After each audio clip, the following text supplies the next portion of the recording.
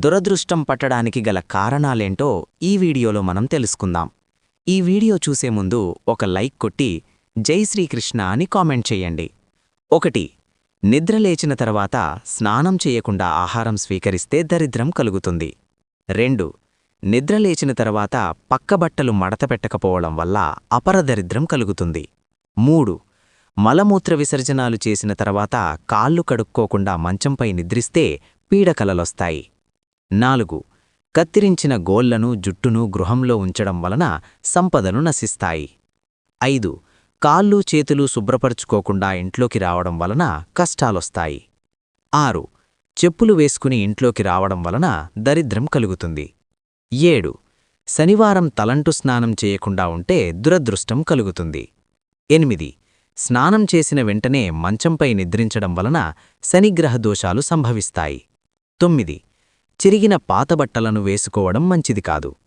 10. చెట్టు కింద మూత్ర విసర్జన చేయడం మంచిది కాదు. 11. ఇంటి పైకప్పుపైన పనికిరాని చెత్తను మరియు ఇనుమును పెట్టడం అసలు మంచిది కాదు. ఇలా చేయడం వలన ఇంటికి కీడు కలుగుతుంది. 12. విరిగిన వస్తువులను ఉపయోగించకూడదు. 13. గడపలుపై కూర్చోకోవడం మంచిది కాదు.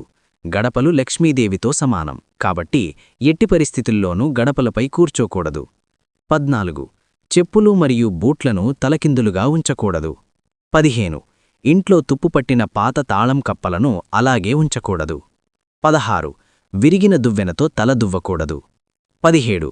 ఇంటి ఆవరణలో ఇనుప వస్తువులను అశుభ్రమైన వస్తువులను ఉంచితే ఆర్థిక సమస్యలు ఎక్కువవుతాయి. 18. దేవాలయం నుండి తిరిగి వచ్చిన తర్వాత కాల్ను కడగకూడదు. 19. కొనుగోలు సమయంలో వృద్ధులు లేదా పిల్లలతో ఎక్కువ బేరాలు చెయ్యకూడదు. 20.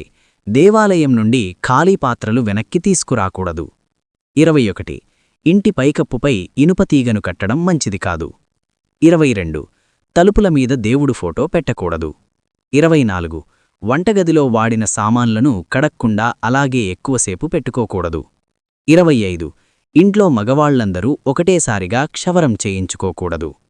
చూశారు కదా ఈ వీడియోని. ఈ వీడియో గనక నీకు నచ్చినట్లయితే లైక్ చేయండి, షేర్ చేయండి, సబ్స్క్రైబ్ చేసుకోండి. Thank you for watching. Survey జన సుఖినో భవంతు.